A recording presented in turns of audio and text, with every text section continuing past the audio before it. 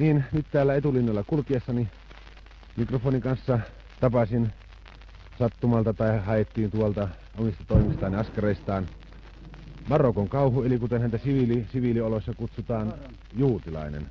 Ja pyydänpä nyt hieman hänen kertoilemaan toimistaan täällä sekä miehistään ja yleensä kaikista hänen miestensä teoista ja niin poispäin. Kertokaapa nyt Luusutti meille vapaasti ja sitä mitä tässä nyt oli puhetta.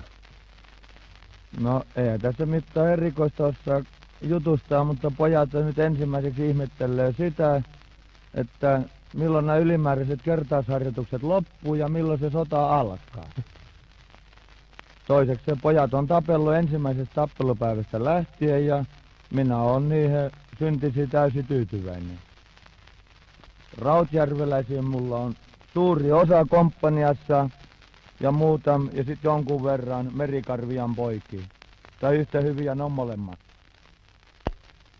Muihin aselajien kanssa yhteen hommaa tulee, niin siitä ollaan kans pärjätty oikein hyvin. Niin tykistö kuin KRH tai panssaritorjuntatykistö pojat. Kaikki oikein kylmiä ja lumia poikia.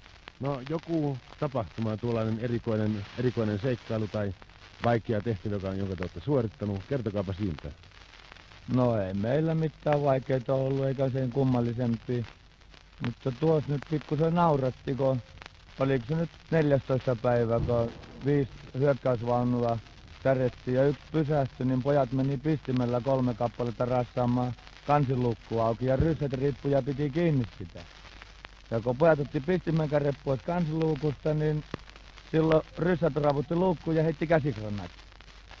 Ja 4 kerkesi heittää, mutta sitten kun ne viimeisen kerran lonkottivat, niin pojat tykkäs puolestaan käsigranaatti sisään, mutta ei ne ryssät sitten enää heittänyt.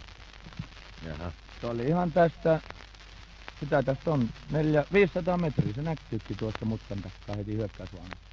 Jaha. Niin, minä tuossa äsken kysyin teidän tykkimetsästysmatkoja, eikö niitäkin ole tapahtunut? On kuullut ainakin niistä. Niin, no me ollaan otettu molotovveja 5 ja 1 kenttäkanuna etuvaununa. Siis tuo molotovvi on... Se on näitä ryssän kauas ampuvia 45 millin. Oikein hyviä tykkiä, mutta 3 ne kerkäs Iivanat saa lukon pois. Mutta 2 sit on ammuttu ryssää itseensä, 1 on nytkin asennossa. Jaha, siis sä omat koirat purevat, eikö niin? Niin, ja omilla patruuneilla tietysti omilla ammuksilla. Ei meillä AJP:stä me mitään tarvitakaan. Pistoolin patruunoita. Ai te siis itse hankitte kaikki tuolta naapurilta? Niin, no ollaan me annettu vähän toisillekin. Tässä on 6 raskasta konekiväriä ja 30 pikakiväriä ja muuta törkyy. Pistoolit ja muut sellaiset kaikki, niin on ryssältä hyviä silloin onkin. Muuten kesken kaiken näin tuossa poskipäässä paikan, onko siihen sattunut joku? Niin, no se oli tässä, oliko se toissapäivänä vai milloin? Mutta silloin me ei saatu kaiken kaikkiaan 4 raskasta konekiväriä vaihtaa. Ja sitten muuta pienempää törkyä, niin on se 1 granaatti sirpale kävi siihen pärstään. Jaha, että hieman... Mutta ruokasalon kalusto on hellänä ja ei pysty leipää puremaan, mutta on ne paitsi se ei maksanut Iivannolle. Jaha, että se oli siis velka, oli lyhytaito. Niin, mutta heti mä pääsen itekin. Jaha. No on tuossa jotakin jalassa on pikkusen kanssa, mikä siinä? Niin, mutta kun Turkkiin, kun Iivan antoi hyvän, niin täytyisi olla Töppönen samanlainen. Jaha. Niin. Ai siis teillä on tuo... Suutari teki Töppösen. Siis tuo Turkki on Iivanalta, niinkö? Joo. Jaha, siellä tuo, että muotis... muotis... oli huono viuhka, ei sillä ollut 2 Turkkia koko komppanialla ja se antoi kummatkin meille ja silloin se antoi 3 raskasta konekiväriä ja 2 tykkiä. Samalla kertaa. Niin, ja sitten muuta pientä törkyä. Ja että muoti säilys, niin on laitettu tuohon oikeaan Töppöseen. Oikein jalkaa Töppönen, että on yhden näköinen Turkin kanssa, kun toiset ihaille Turkkiin, niin... Kyllä minusta tuntuu, että siinä...